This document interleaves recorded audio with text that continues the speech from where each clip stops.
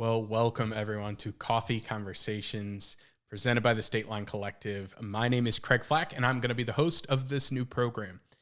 I want to give you a bit of an overview of what the program is about and then introduce my first guest. Coffee Conversations are just that, conversations that feel like you might have them in your local coffee shop.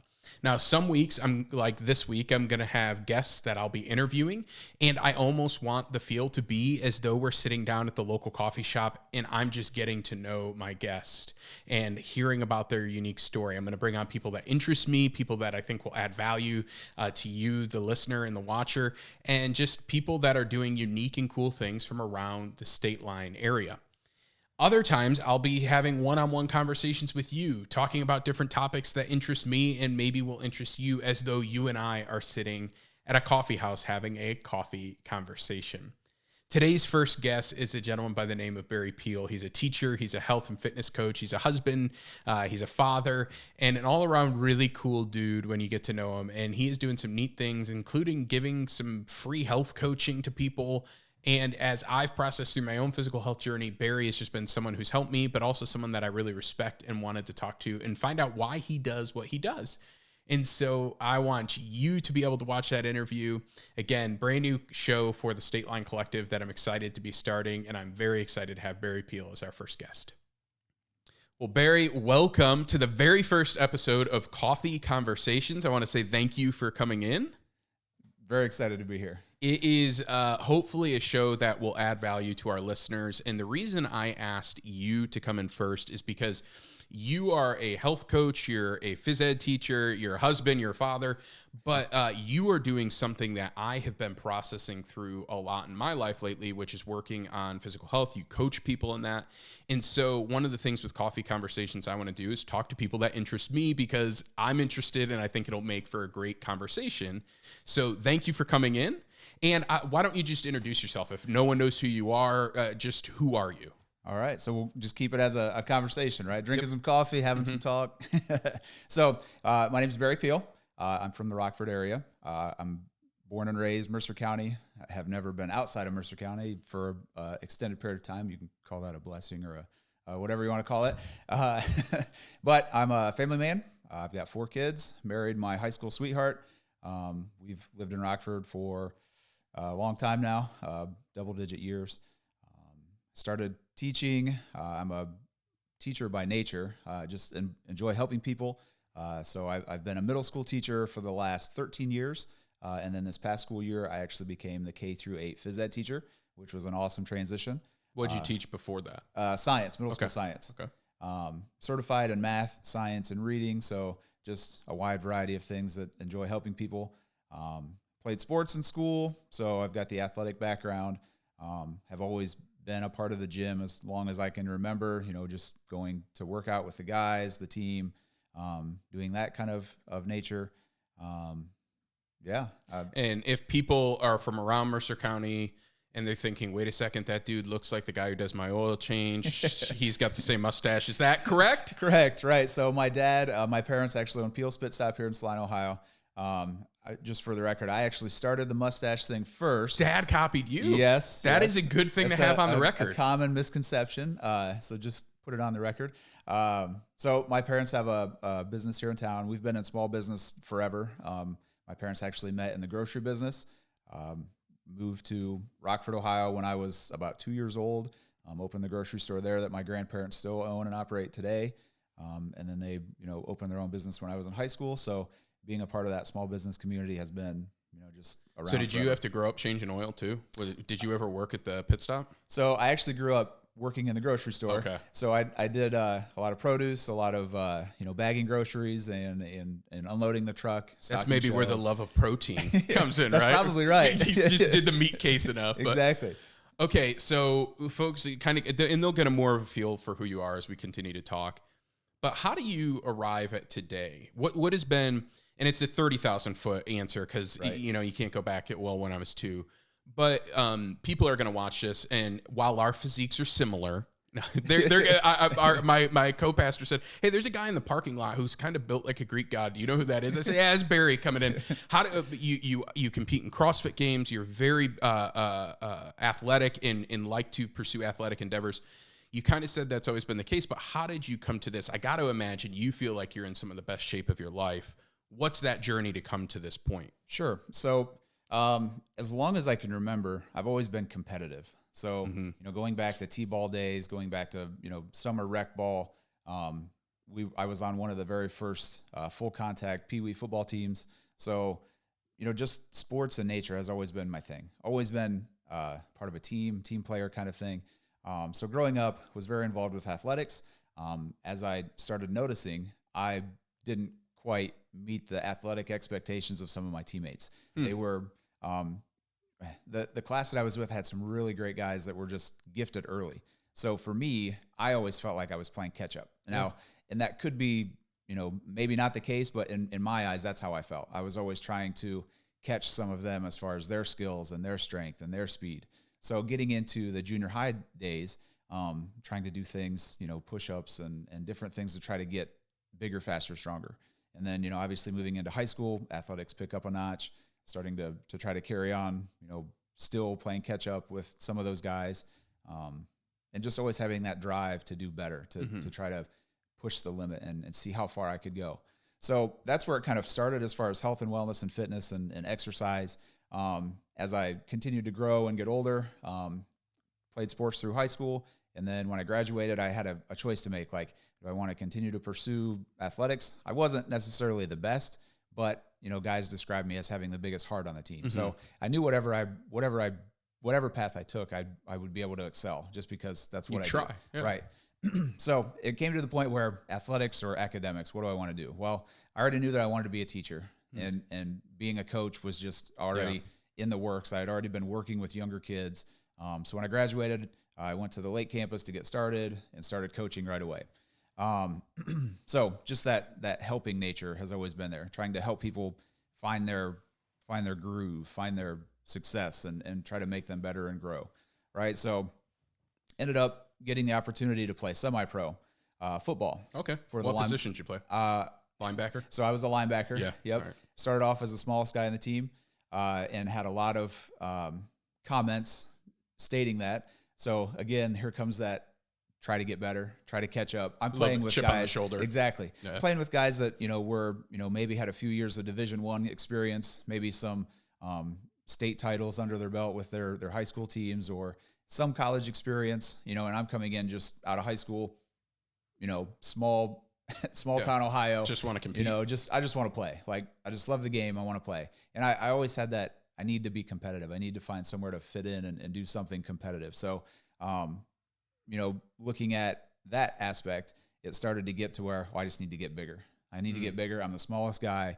I'm not very tall. I'm, don't have a lot of weight behind me to bring when I try to tackle these guys that are Division I running backs. So I got to figure something out. So then I just started eating whatever I could get my hands on.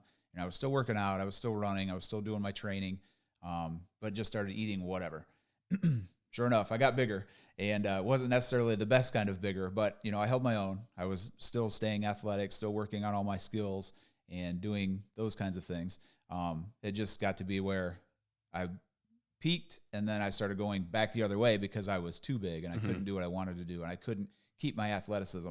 There's a tipping point in there. Exactly. For sure. Right. So then if we follow the timeline a little bit further, get into the aspect of obstacle course racing, just another thing to try to do. I thought, hey, here's something where I can use my running, I can use my physical nature and try to get in better shape because it's more of an all-around thing. Just another obstacle to try to tackle, another challenge, right? So playing football, I'm really big, still, moving well, started my obstacle course racing, and then I get introduced to CrossFit, which is, very intimidating to a lot of people because the only thing that you see is the elite 1% on TV, the very big, and I don't know if anyone's ever told you about CrossFitters. Y'all are very passionate about we CrossFit. Tell everybody about CrossFit. You represent, like, when I have a CrossFitter in my church and they're like, I'm scared to reach out to people. I'm like, no, you're not. You're scared to reach out to people about Jesus. You evangelize about CrossFit all the time. And they're like, yeah, no, that's probably right. Yeah, you're right. But I guess the thing is that it is, it kind of gets a bad rap in some ways, but it is such a community-based That's why people love thing. And people either love it or hate it because it's that, oh, you're in that cult CrossFit thing, but it's so community based. I think that's actually why people are drawn to it is you can go work out on your own, but to have a family around you and that supports you, loves you, but you don't pay bills with, you don't have to see on Thanksgiving, in some ways it's the best kind of family because they support you bettering yourself and they push you, they're there for you, but then it's a distance type of relationship. I think that's why people love it. And I describe it as it's most people's 1 hour a day to just get away and focus on themselves, invest in themselves. And you've got a room full of like-minded people that are trying to do the same thing. And what I love about it is, I'm fairly fit and at a higher level, but I can compete in the same workout or not compete, complete the same workout as the 70-year-old grandma that's right next to me, the 14-year-old middle school kid that's here, and the middle-aged dad that is just trying to get rid of his belly. We're all doing the same workout at different intensities, different modifications. And that's what I love is that it covers everything and anybody can do it because you've got a coach right there guiding you and it just fits for anybody. Yeah. So what, as you kind of progress from, high school, college athlete, you start getting into CrossFit, which is where you find yourself today, start coaching stuff, and we'll get into the coaching in a bit. What obstacles did you face in that time period? Was there one or two that really stood out to you? I'm wondering if maybe what some people will face is that tipping point between being too big and athletic and learning how to balance diet, but I don't want to answer for you, but what were some of the obstacles you faced along the way? Being a coach with high school kids, they're very open and they will tell you exactly what they're feeling and what they're thinking and what they're noticing. So it got to be where some of my players were calling me out and, oh, Coach Peel, he's married, got a little bit of a belly on him now. He's I love that. Yeah. Because you're pushing them. And I'm going, no, I don't think so. I feel all right. I'm keeping up with you guys in sprint. This is a conversation going in my head. These guys are just messing with me, giving me a hard time. And then the more I start looking in the mirror and I'm like, okay, they're telling the truth. They're seeing it. I'm just, masking it, whatever. I'm lifting weights, so I think I'm in shape. But then it continually gets more and more. And then my shirts aren't fitting right. My clothes aren't fitting right. Your wife was shrinking your clothes. I've been there, right? She's cranking the dryer up. It's got to be that. Man, I tell you. But those little things just started to add up. And the more that they started to take shape, I'm like, this isn't what I was trying to do. I think I was doing everything right. I'm they say, eat to get bigger, eat to, whatever, and do these things and lift weights. And okay, well, I'm doing all that. And I still feel like garbage. I started to notice that I'm tired all the time. I started to notice I wasn't moving as well as I should have. And things just started compounding. So those kinds of obstacles, as far as that goes, my students and my players were starting to call me out. And I was noticing the clothes and things like that. So then it got to be where, okay, what do I do? Something's got to be fixed here. And that's when, I reached out. My brother and I started working out together more. My brother's 5 years younger than me. So he started playing football, semi-pro football with me. And we started doing some things together. We started doing the obstacle course racing. A few friends from the Myrtle Beach area that are firemen reached out about this CrossFit thing that they had heard about. So then the obstacle was, well, I have no idea what I'm doing right now. And I'm not in a gym. I'm just trying to teach myself. I'm watching YouTube. How am I supposed to eat? How am I supposed to move? How am I supposed to do all these things? So then it was just trying to fit the pieces of the puzzle together. I know I'm not where I should be. I think I've been doing it right, but that's where I'm at now. So then the obstacle was, where do I start? What do I do? How do I get to not be here? And I really didn't know where I wanted to go at that point. I was teaching, I was coaching, I was playing. So it was okay, what do you want to do with your life? You got to figure something out. So that's where that whole spiral came in. One of the things that has been unique as I've gotten to know you a little bit is probably back in January of 22. I was talking with one of my friends who has worked with you. You've done some training for, and he was helping me as I was engaging my physical health. And he's like, oh, you got to join Barry's Facebook group. And I'm like, I don't need another coach to sell me products, to pitch me things, because and the fitness space is saturated with people who will only help you if you swipe the card. Right. I don't even begrudge that. They've got to make money, for their time and stuff like that. But I wasn't looking to hire another coach or anything like that. And he's like, oh no, it's zero fee. Like, you join the Facebook group, there's going to be great encouragement. There's going to be recipe tips. There's going to be meal planning. There's going to be health tips. And I'm like, What? wait, that doesn't make sense in a time where everyone monetizes everything. And he's like, yeah, he's a teacher at Parkway. He's got a full-time job. This is his passion. He's a coach. So why don't you share? I really don't know. How did you get into coaching? And then why do you do it? Like, what, like, you're not making a mint off it. Clearly, I know you can't be, because I followed long enough. You don't ever ask for money. You don't ever ask for monetization. You coach some people and use some specific products, but that's because you believe in them. Right. But you don't even have to use those to be a part and get coaching from you.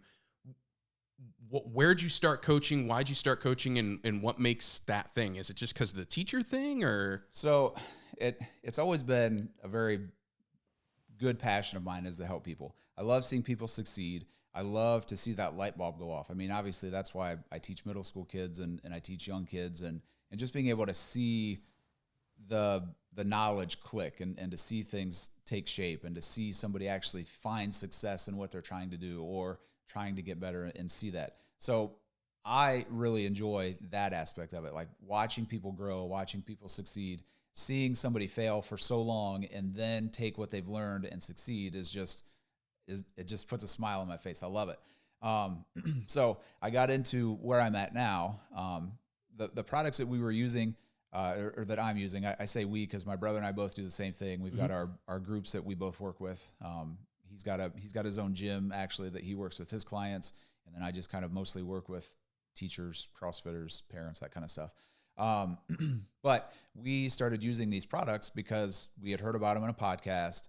We'd always thought, oh, they're too expensive. It's just a gimmick. Like, I can get all this other products that we've been using for way cheaper. Yeah, and just go to Walmart or GNC, right. You go to whatever. wherever and spend the third of the cost or whatever it is.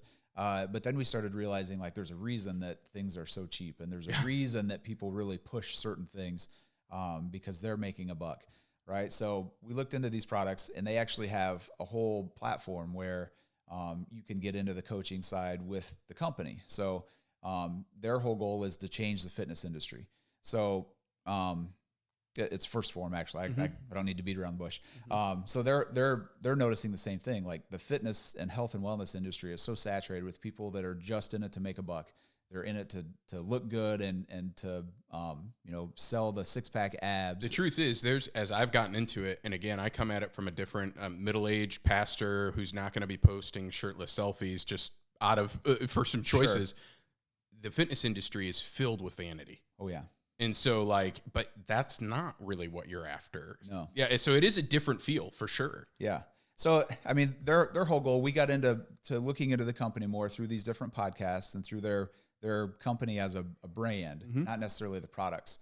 And the more we looked into it, we're like, these are good people. Like, they're in it to help people, real results, and to try to move the fitness industry more towards that instead of, look at me with my shirt off. Like, I want to feel good and be there for my kids and do these things. Right.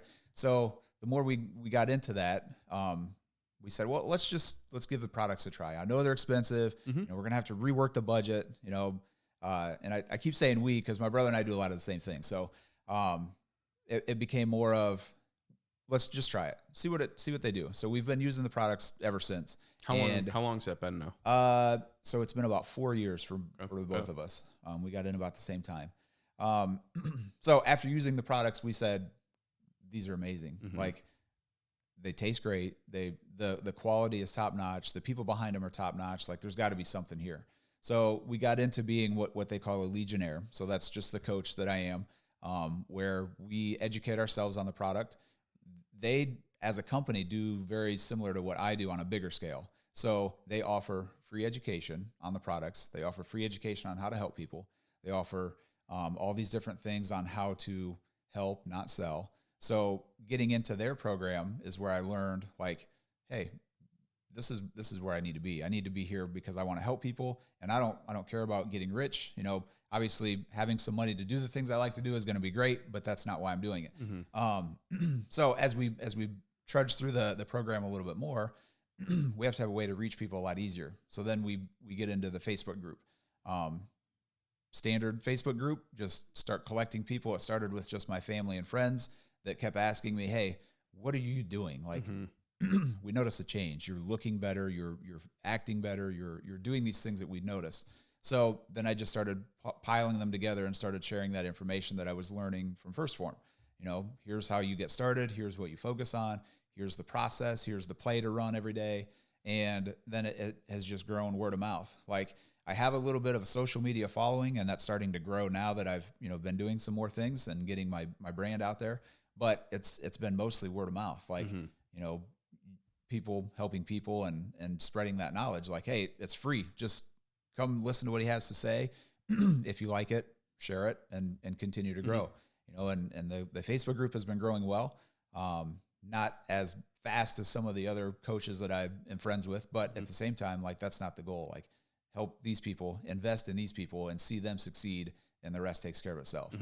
What have been some of the biggest coaching wins you've enjoyed along the way? Do one or two stories stand out of, like, you don't need to use their names, obviously, but just like, this person did this and it was awesome to see. So my best friend is probably one of my biggest supporters, biggest cheerleaders, biggest whatever you want to say. And I've seen him go through transitions of, getting very healthy and then falling off, and then getting healthy and falling off. We had a serious conversation about a year and a half ago, and I just got the sense that he was not happy. Obviously we were talking about being fit and for a reason. And I said, you know what? Just go all in. Give me all you got for 30 days. Let's see what we can do. If you don't like it, we'll go back to the drawing board. We'll figure something out. And fast forward a year later, he's down almost 100 pounds. Wow. He's setting all kinds of personal records with running and all kinds of awesome things. And he has really reached out to his family and reached out to his friends and starting to bring them in. So as far as like biggest success story, as far as, numbers wise, pounds lost, he's doing amazing. He's doing some great things, and he's really helping to spread my mission too. So that helps.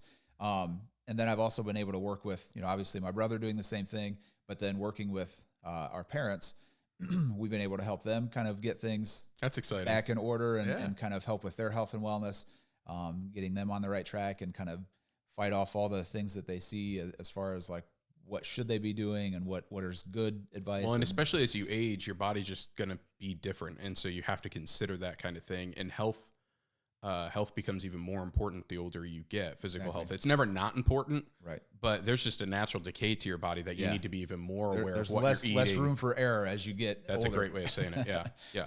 You have to be really dialed in. That's really encouraging. And as I've lost my weight, it's amazing how many people reach out. I mean, I've had dozen people or more, some that I haven't talked to in years, some that are good friends, and it's always, what are you doing? Right.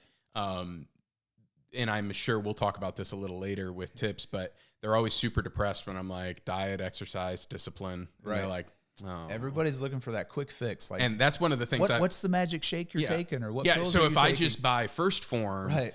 That's what it is. It's a little bit more expensive because all I have to do is take a pill. And that's one of the reasons I love your coaching is you are soberly honest, but then you also encourage people that they can do it. Right. So I've never heard you be like, it's going to be super easy. You're like, no, it might be hellish for a month, but you will see results. Yeah. You just have to go all in. You have to stop with the teeter-totter, on again, off again, which is actually one of the reasons why I was personally so skeptical when I started my diet in November of 2021. And I refused to join a gym. I refused to do some plan or meal plan or something because I've done all that. Right. And it just doesn't work. And so I knew I needed a wholesale change. And it's one of the reasons I so appreciate your coaching with people is it's like, you don't tell them like, no, it's going to be super easy. It's like, no, you're addicted to sugar, man. Like you have ate poorly for, 2 decades. Yeah. The crazy thing about physical health is it takes usually 10, 20 years to get into a bad spot. You can get out of it in 10, 20 months. Yeah. So it's amazing. You can get out and get healthy far quicker, but it takes wholesale change. Right. Like you can't still dabble. It's what I put to people is if you're 20 grand in debt and you come to me and say, well, I'm just not going to spend any Monday through Thursday, but Friday through Sunday, I'm going to spend what I want because I deserve that. I'm going to be like, well, I mean, it might help a little, right? but you're probably going to stay in debt. It's Yeah. like, no, you need to look at your life holistically. You got to start looking at your goals. Yeah. How do you coach people to think through their goals like that? Because you're very good of, I don't want to be a CrossFitter. I told Steve that, my friend, he's always been like, you got to come to CrossFit. I'm like, it's not for me. Right. Now, to be fair, I'm prejudicial in saying that I've never been. So I might love it, and maybe someday I'll go. But that wasn't one of my goals at the beginning. My goal was to decrease and get out of obesity. And I just wanted to do that with some light cardio, but mostly diet. And that's what I've done. How do you help people determine their goals? Because you don't push people, hey, you've got to join CrossFit. You seem to be really good at tailoring goals for what people want. How do you help them with that? Yeah. So the biggest thing that I try to tell people is understand and realize that you didn't get to where you are currently overnight, right? It took time, right? A bunch of little things compounding over years got you to where you currently are. It's not going to reverse overnight. All right. It's going to take a lot of little things, putting things back into order. And the more consistent and the more momentum you can build with those, the quicker that change is going to be. So that's usually my selling point of, you can just go for walks every day and that'll help.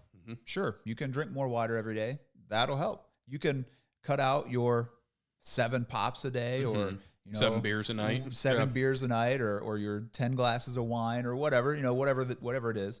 But if you can do more of those things consistently, you're going to find that you're feeling better. You're going to find that you've got more energy. You can do more of the things you want to do.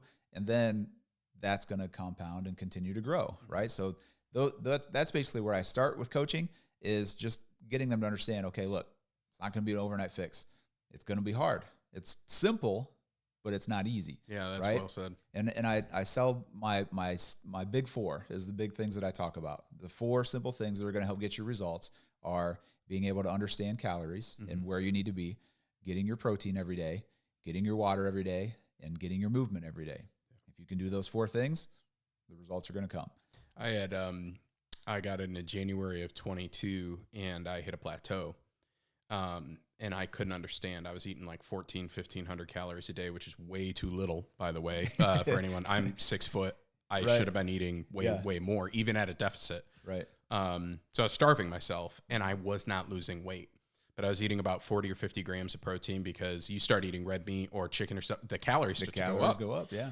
And I met with my friend Steve and I'm like, what the heck is going on? And he's like, dude, have you ever heard about protein? And I'm like, no, like what? Like, I know it's meat, right? And that's pretty much all I knew. But I didn't know that my body was basically, it was at a plateau, but it was also in basically starvation mode. And it's going, burn the muscle, save the fat, because we're in a death camp and and it's actually really smart for your body to do that. It had saved fat for this exact reason. It's now a long winter's night. Yeah. So to power my body, it's shoveling muscle mass in there instead of fat and belly and excess body fat. And I'm like, what the heck? So he explained protein. Why don't you give a 1-minute overview or 2 minute, take as long as you want. Why is protein so important for health goals? Because it's important because I think some people just go, well, I don't want to be a musclehead. I don't need protein. That's not true. If you want to be healthy, you have to have levels of protein. So explain that to people. Sure. So that's one of the biggest obstacles, is getting people to throw out all the nonsense that's all over the internet that they've been watching on infomercials and whatever for how many years. Like, it's true, yeah. We've been programmed for how long that, protein makes you bulky. And if you want to be a bodybuilder, that's where it's at. If you want to be Arnold, protein. Everyone else. Right. Yeah. Everyone else just eat whatever you want, So it's a vicious cycle, because the body is such an efficient machine where that lean muscle tissue is the biggest driver of energy. So if you're not feeding it properly and you're not getting enough calories, you're in starvation mode, that's exactly what the body's going to do. It's saying, whoa, wait a minute, you're not getting us enough fuel, and this muscle tissue is burning a lot. So we're going to just shove it out, right? Start eating it down, degrading it, getting rid of it. And like you said, the fat, the body fat, which body fat and dietary fat are 2 different things, big misconception. The body fat is going to be able to slow burn, right? So we're not getting enough fuel. We need to save up for that rainy day, that long winter's night, like you described it. And we're going to get rid of the high energy burning. We're going to save the slow energy burning material. So then you lose the muscle mass. that slows down your metabolism. You store more fat. So it's a vicious cycle. Like, And it meanwhile, the continues to go. person's looking for 2-3 weeks and they're like, I'm starving myself. Yeah. I feel terrible. Right. Because they're starving themselves Right. and nothing's happening. I'm not losing inches. I'm Actually my gut's still probably there. gaining weight. Yep. And you see that all the time in Yeah. your coaching. You do a Wednesday check-in and I see people so frustrated Yeah. going, I've gained 3 pounds. And it's like, but I don't know how. Yeah. And usually one of the first things you ask is, tell me about your protein intake. How's your protein? How's your calories? Well, I'm eating about, half to 3/4 of the amount of calories I need. And I'm getting probably half the amount of protein I need. And I'm really not drinking a whole lot of water. Well, there you go. You just answered your question. There's where you're not seeing progress. Those 3 things. It seems so backwards in folks' mind of, wait, I'm going to eat more. I can sit down with 2 great big seasoned chicken breasts and, a light carb and some vegetables and stuff like that and have a big meal, like a meal that fills me up. And that's better than just doing some, whatever, egg whites and that's it. Like, Yeah. it's like, yeah, actually. I've always said that I wanted to go into these stores, Walmart and Kroger or whatever, take the big fat loss sign away from the supplement aisle and take it over to the butcher, the meat department, Yeah. and put it right here. Here's your fat loss. Like, eat your meat, eat your protein, get that protein in, because that's where the magic happens. And that's where people, I don't think they realize how much they need, because a normal diet, even like people immediately think what the number one thing people think is healthy that they go to is salads. Yeah. So I'm just going to eat a lot of salad. Right. And that's actually, salads aren't bad for you. It's great greens and you Sure. can do that unless you're dousing it in a ton of dressing. That's a problem. But anyways, Yeah. But if you're not getting protein at every meal, my wife probably hates the word protein, because in many ways I've had to reorganize my life Yeah. around protein. I don't eat things except occasionally. I love oatmeal. And so like occasionally I'll go some oatmeal in the morning, but I supplement that with a protein yogurt, Right. because of the fact that I can't just have oatmeal. Yeah. Like it's, and if you don't think through it every single meal, I'm not going to hit my goals for the day, which Exactly. means I'm not going to hit my goals for the week, which means I'm not going to hit Right. my goals for the month. And it is a terrible compounding fact. Yeah. Yeah. So that it is a big struggle, because majority of your protein sources are going to come from meat.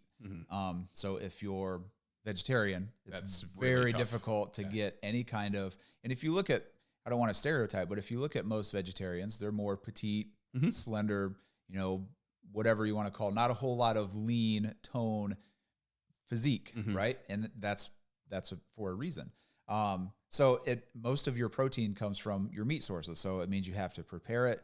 You have to be able to, measure it out, make sure you're getting enough. And honestly, one of the other issues I come into is it's very filling. It's very fills you up. So to eat as much as you need to eat, and you're used to eating very little calories, and now you're trying to eat a lot of meat, which is a lot of calories, you just get full. And that's because your gut, your metabolism, everything's out of whack. So we have to try to go in and balance all that. And You're going to eat way more, or often, I should say. Yeah. Now, you're not going to run through the Willow or McDonald's Right. As much. I always laugh. I think they probably thought I died. I was a regular, and then I just Where'd stopped. Craig They're like, go? where's Craig, man? And Haven't poor seen him for a guy. while. The heart attack finally got him. Yeah, All right, yeah. we got another. But like people ask me, like, what do you eat for breakfast? I'm not saying this is good for everyone, but I eat turkey sausage, eggs, and some low-calorie bread that's high in protein, like a keto bread, every single morning almost. yeah, And people are like, wait, you eat eggs and sausage and toast? yeah, And it's like, yep. yeah, Because it's only 400 calories, but it's got almost 40 grams of protein in Exactly. it. And that, well, what do you eat for lunch? Chicken breast, tuna. I eat a lot of tuna. I Yeah. like that. Fish. Oh, so like the meals aren't So bad. you're eating food? Yeah, yeah. And it's just, but And it's still seeing results? and then I'm like, and then I'm usually pretty full, but about 2:00, I bust out a protein shake, which tastes like chocolate milk to me. Yeah. I use the First Form's protein powder because it tastes the best to me. It's amazing. And so again, I save a lot of money because I'm no longer eating out as much. So people say, well, eating healthy is super expensive. It is. I don't say it's not. But I was spending a lot of money going out to lunch. I don't Fast do that food's now. expensive And too. my lunches are much cheaper now when I eat tuna and carrots and a yogurt and that kind of thing. That's a much cheaper lunch. But then I might supplement it with a protein shake or a protein bar, which is more expensive. But it's all balancing out. Right. I'm just not swiping one time $10 at McDonald's. I'm Right. doing multiple purchases. Right.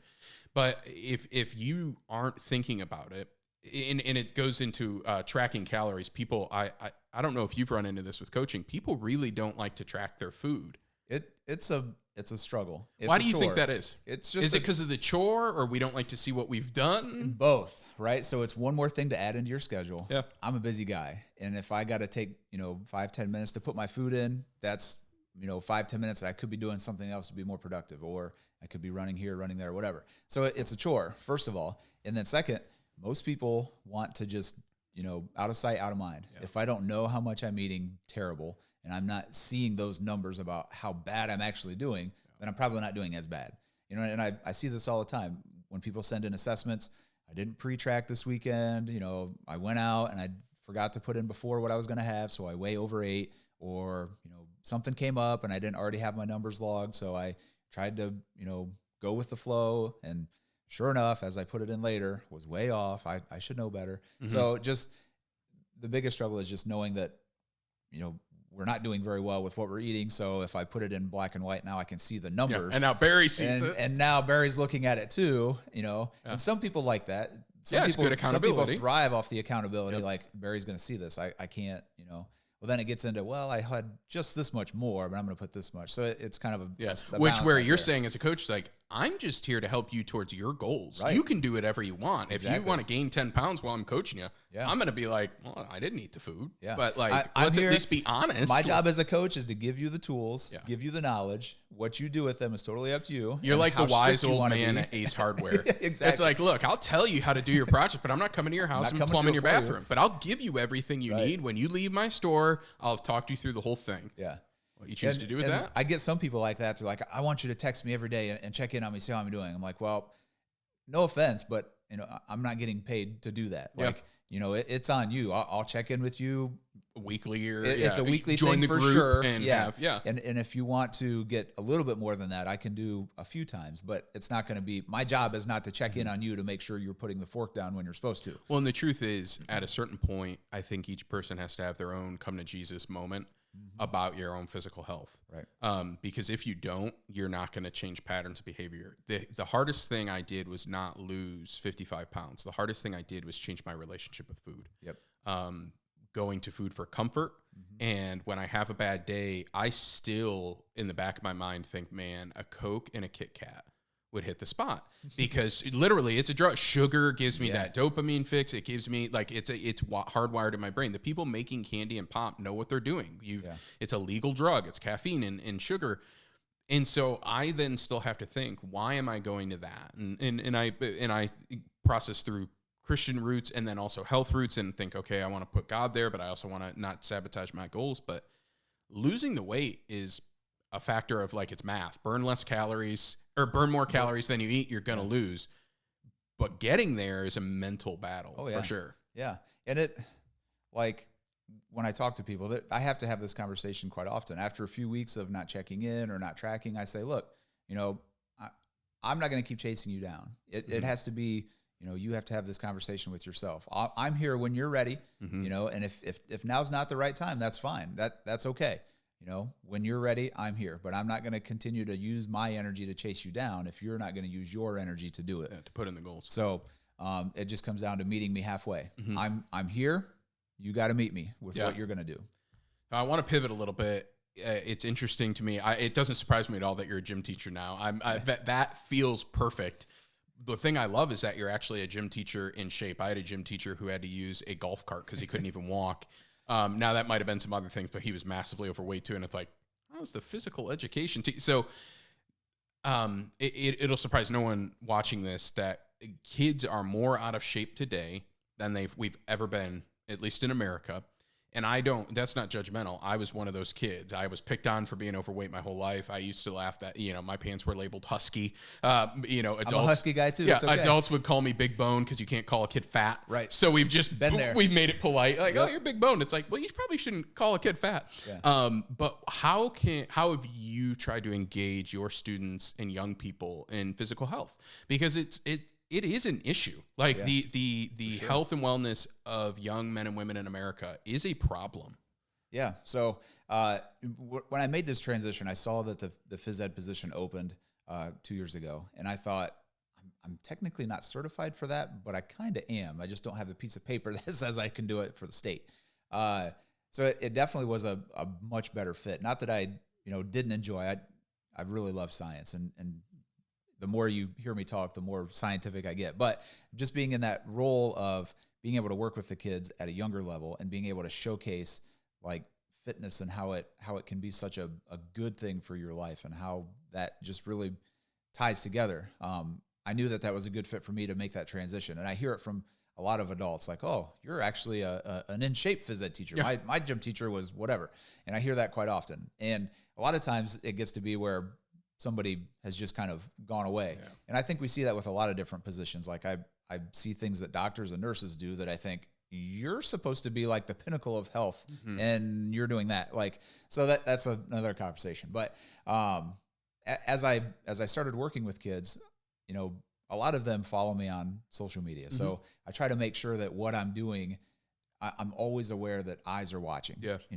You're a public figure as exactly. a teacher. Whether it's parents or teachers or students. And now that I'm K through 8 gym teacher, it's a lot bigger audience of parents and students. So I always make sure that what I'm doing has value and has something behind it.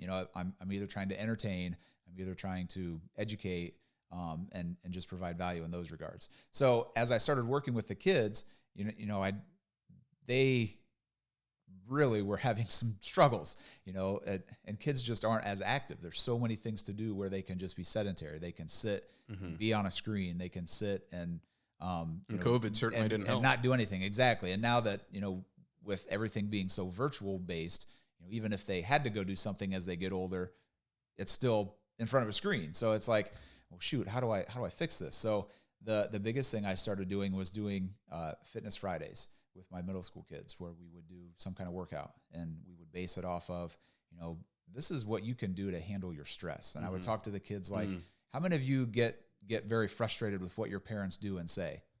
All the hands would go up. How many of you get really frustrated when you don't do well on a test? How many of you feel a lot of pressure to do certain things and feel like you're always trying to live up to certain things? And they're all like, yeah. I said, well, this is where you can help. You can be more active during the day, and I can show you different things to where you don't have to go to a gym to work out. You can just go out to your garage and walk up and down the steps a couple times. You can, do push-ups and then walk up and down the driveway. You can grab some milk jugs or paint cans and do different things. So I was trying to show them more functional things to do just for them to handle their stress, because as a whole, ever since COVID, kids are just all, their emotions are jacked up, and for lack of a better term. So just getting them to understand that these things are normal and these things happen.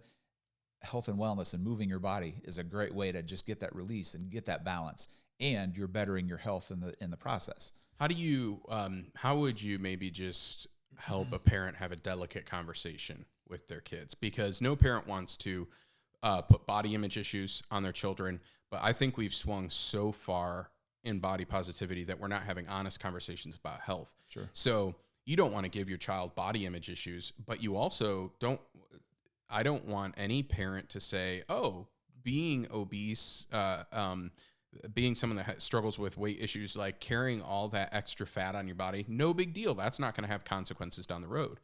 It does. Right. How does a parent enter into that tactfully? I mean, first off, that parent should be doing it themselves. That was my starting it. point. Yeah. Right. And that conversation should not happen unless the parent is actually doing otherwise what it's just doing, complete hypocrisy. Right? If I'm sitting here at 400 pounds and I'm looking at little Johnny and saying, hey man, you really need to get up and walk, because it's going to, it's really good for you.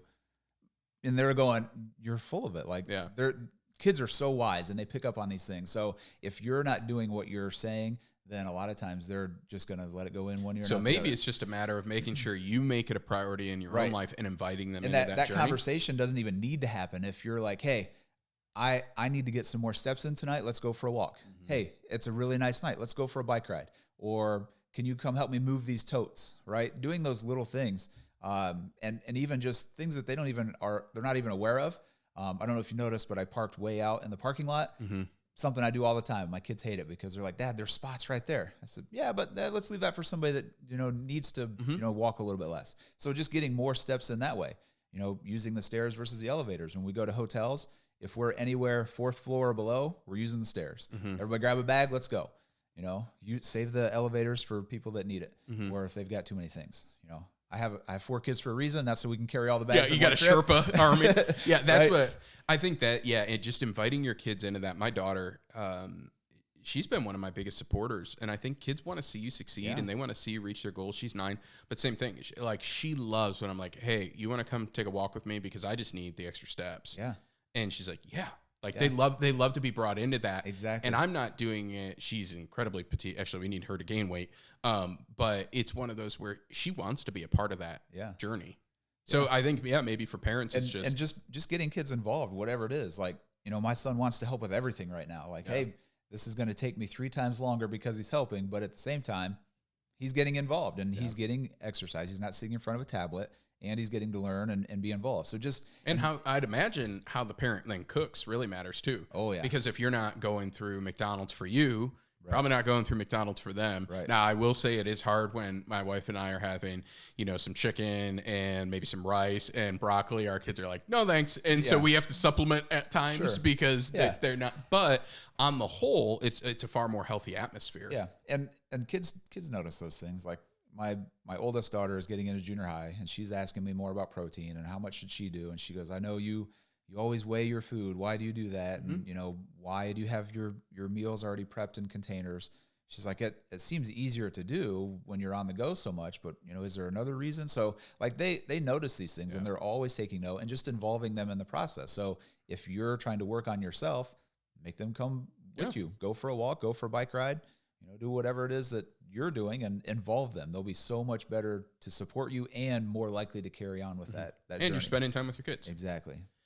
I wanted to ask you, again, this is, folks are going to notice on Coffee Conversations, we're going to have conversations about spirituality. We're going to have conversations about life. In my mind, they're all connected. I don't have a secular and sacred. So I wanted to ask you, because it's been a huge part of my fitness journey, what is how is your faith journey impacted or molded or shaped, if at all, your physical health journey?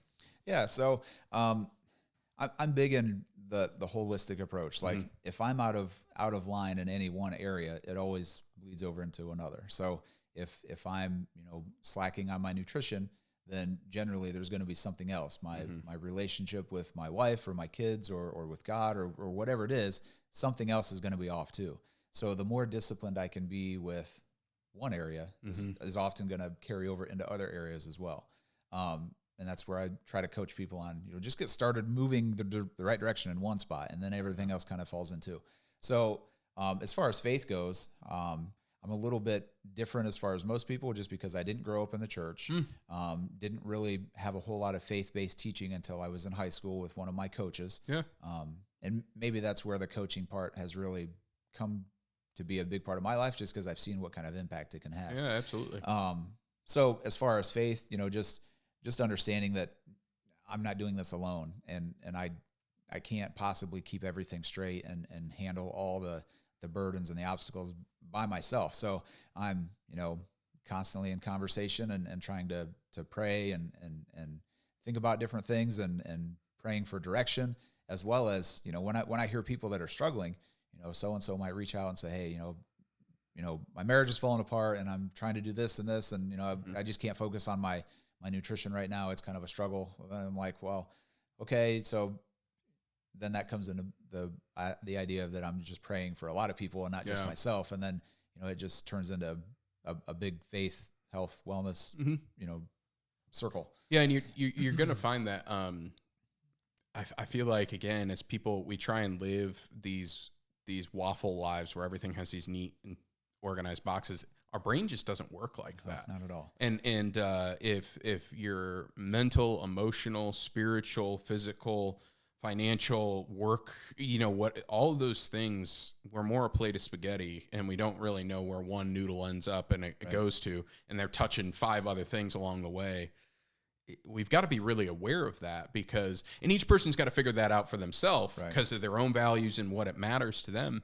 But the truth is, if it is a value for you, it's going to help. You're going to have to do some work there to then figure out what's going on in the physical, and then that, because if you start to live a disjointed life, it's going to feel disjointed. Right. And people will notice that. If all you care about is your body and your, physical health, it'll fall into a vain trap pretty quick. Yeah. If you're not worried about your family's health, your overall well-being as a human, you can be really fit but still be really unhealthy. Right. And the same way, you can be really mentally healthy but really overweight and out of shape and stuff. It's best to try and be good on the whole. Right. Balance everything out. So as we come to a close, I wanted to see, there's going to be folks watching this that are in your community, in my community, folks that have liked the State Line Collective page, that have no idea where to begin. Maybe they've been overweight their whole life and they've really struggled with their weight and they're several hundred pounds. Maybe they're more like I was, where it was that tipping point of like, oh man, I'm heading down a wrong path. I need to pull this back. Where does someone even start? Like, where do they begin? Because, because I want them to think through it now. Because what most people think is, well, we begin at January 1st. No, the time, actually, the day on the calendar is probably the least important thing. Exactly. Where does someone begin if they want to begin a health journey, physical health journey? So my biggest thing is, like, the time is now. Like, there's always going to be a reason to put it off. You know, everybody wants to wait till Monday. Well, Monday got kind of crazy. I'll do it tomorrow on Tuesday. Well, you know, there's this and this. Well, then we wait till Wednesday. Well, it's, you know, middle of the week. We might as well wait till the weekend.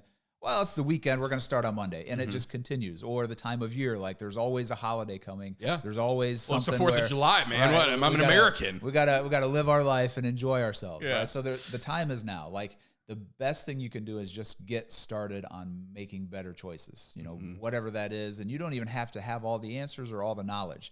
Just start working your way towards being better and telling yourself that I'm a work in progress and it's not going to be perfect. I just need to get 1% better today and then continue to get 1% better as we go. Those small changes lead to big results, right? So obviously one of the best ways is to reach out to somebody that can help, right? I would love it to be me, but if you've got somebody that you're more comfortable with, somebody that knows what they're doing and is going to help you get to your goals is the biggest thing. You can find me on Facebook, Barry Peel. We've got a Facebook group, Team BP3 Fitness, that you can search, and it's a private group because I want to see who's coming in. I don't want to just have everybody jumping in. And that's actually made the group environment way better. Yeah. It's incredibly positive and people are very helpful. Yeah. Versus spammy and rude. Well, and I tell people, like, if you're going to share the group, don't just start inviting people in. Just click. Like, make sure that they're wanting to be part of the community, right? So that's what I'm trying to do, is grow that community as a group of like-minded people to help each other and keep that accountability. And just so people are clear, again, I'm not a CrossFitter. I don't do some of this stuff. I don't use the First Form app or whatever. Right. But I'm an active member of that group, and it's still added a ton of value for my own journey. So there's ways to engage it in different levels that can be helpful for whoever. Yeah. So the Facebook group is free, 100% free. Would love to have people in there, just because the more that I can share the knowledge, the easier that mission grows. Right. And it is 100% free. You know, I will make supplement recommendations for people that it can help, but there's by no means any contract or strings attached at all. Like, I share my knowledge for free just because I want to help people and I want to see people be the best that they can be, right? So the Facebook group is free. I do coaching through the First Form app, which is a way to track your food, track your progress. As a coach, I can see everything that you're putting in and have direct communication. It's also got workouts. It has a full variety of workouts. Meal plans are available, custom nutrition. For $13 a month, it is way, way more affordable than getting a personal trainer and having to drive somewhere, significantly right? Like more. And it's a daily personal trainer. Exactly. Yeah. Right. And there's experts on there that do live streams on educational topics. It is really a great tool for a great price. That doesn't have to be something that we do. I'm more than willing to set your nutrition up, like I've done with quite a few people. You know, hey, I need help. Where do I start? Okay, here you go. Here's where you want to be as far as nutrition goes. But the simple things to do is start drinking more water. Much of our success or our body is going to come from how hydrated the body is. And many of us are very dehydrated. We live off of coffee. We live off of soda. We live off of all processed carbohydrates, all things that are going to pull moisture out of the cell. And a hydrated cell is a healthy cell. So drinking more water. There's the science teacher. There it is, right? Drinking more water is the biggest thing, okay?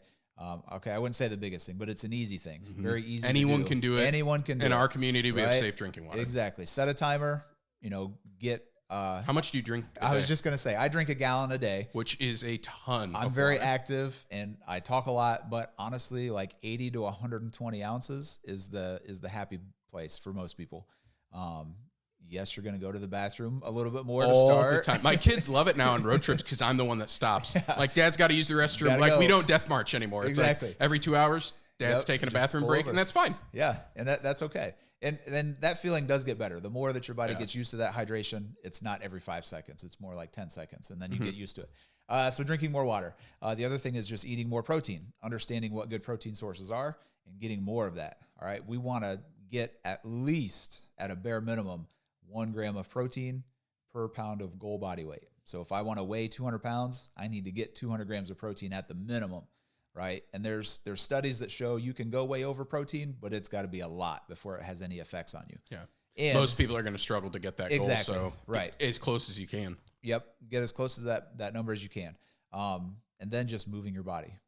Get your daily movement in. I always recommend a starting point of just going for a walk every day. Whatever time you can get in, if it's 5 minutes, do 5 minutes and then work up to 10 minutes and then work up to 15 minutes. Ideally, 30 to 45 minutes a day for a walk is perfect. Mhm. Because what's nice about walking is that you're burning calories without making your body feel like it's burning calories. And it's easy on your joints, it's- especially if it's- you're already yeah. overweight. Walking is the best exercise. It's what I recommend to everyone because it's not going to hurt your knees. It's not going to hurt your back. In fact, it's going to help your knees and help your back. Where if I think a lot of people think, well, I just got to start jogging. Yeah. Well, you're running like a Clydesdale. You're exactly. And it's Very tough. really, really hard on your body and you're slamming on your feet and you think, well, I got shin splints. This is awful. It's like, yeah, actually, you should have just taken 45 minutes to walk the 2 miles and your body would have thanked you. And I've seen people where their schedules are crazy, or at least they say they're crazy. They just need to prioritize a little bit better. But if you can get 5 to 10 minutes at a time and build up to that 30 to 45, I mean, collectively, like when I got here today, I was 10 minutes early. So I had some messages I had to send. I walked laps around the parking lot until it was time to come in. Got my messages done while I was walking. I got 10, 15 minutes of walking in. I'm just going to continue to add that through the day. One of the things I do is we have a fairly big church facility and I walk to the farthest bathroom. Yeah. So there's a closer one. I walk down and then it probably looks like I'm a crazy person on the cameras. I walk all the way around the gym. Then I take the farthest possible route in the building on my way back. So because I have to pee all the time because I'm drinking water constantly, I have to go to the bathroom at least once an hour. Yeah. So I take the farthest possible. These are little things that you could do if you work at Walmart, like walk to the furthest restroom, walk to like purposely make your life a little harder. Yep. But like as a supplement to your goal. Because if you have a sedentary life, you've got to think about move. how, and I do. And frankly, most teachers do and stuff like that. If you're kind of sitting in your classroom or standing at a board, Students are sitting at their desks all the time. Yeah. Like as a teacher, get them up and get them moving, you know, as much as you can. For sure. Last thing I want to ask you is you have a kind of a saying, no bad days. Where did that come from and why do you think it's important for people or why do you embrace it? So this actually started with, I'm not 100% sure, but I think the first place that I saw it was my family's Michigan football fans. So love it or hate it. But one of their players at the time when I was younger used that phrase. And this was when Twitter was just starting and that was a hashtag, no bad days. And it was in a sense of they had just lost a big game or something major had happened. And it was more of like, hey, we couldn't control. We did as much as we could. We couldn't do everything that we wanted to do. We're going to get better. We're not going to let this hold us back. It's not a bad day. It's a day to learn. And I was like, huh. And that has just always stuck with me. My brother uses the same phrase. We both, collectively use it a lot. And to me, it's just a reminder that perspective is so powerful. Like, even though it's been a rough day, you still have the power to make it better. Like, there's always a way to shift things on, okay, this didn't go as planned. How can I learn from it? How can I do better? So when someone comes to you and goes, Barry, what do you mean no bad days? I overate today. I did this. You're able to show them, and if you learn and you grow from today's opportunity. You know that you overate, you know where you did it, and you know what choices you could do better. There's something for we tomorrow. can take from Exactly. this. Yeah, I like it. That's what it's funny because I'm such a some people call it pessimist. I call it realist. I'm like, of course there's bad days, but it's like, well, if you look at everything as an opportunity to learn and grow and keep your goals in sight, you're going to have bad days, but you can make them positive. And obviously there's situations that there are just bad days, but it's not the literal form. It's the figurative. Like it is what you make of it. Like you might have a rough day, but it's not a bad day until you decide it's a bad day. There's always something that you could try to do better. As people engage your physical health, they will learn their mindset will be, again, like I said, your brain is, I think, maybe 80% of the battle. Food will do what food does. Our body's actually going to do mostly what we tell it to. This is not rocket science. Well, and I tell people, like, whatever decision you make today, it's going to be easier to do that later. So if you make the choice to do something hard for yourself today, the next time you have to do something hard, it's going to be a little bit easier. If you take the easy route today, the next time it comes to making a choice, you're going to take the easier route. It's going to be easier to go one way or the other, whichever way you decide. Absolutely. Well, hey, man, thank you for being an inaugural guest on Coffee Conversations. I really enjoyed it. I've loved getting to know your story more. I love what you do and how you help people in the community. And I'm hopeful that as this adds value to them, that they're like, you know what, this is what I need to see. I don't know who this Barry guy is, but I like his mustache. I like his muscles. And I like his story. And the fact that if he can help a 7th grader figure this out, he can help me figure it out, because most of us feel like the 7th grader. And so I appreciate you coming on, man, and sharing your story. Thank you for having me. It was a great time. Awesome.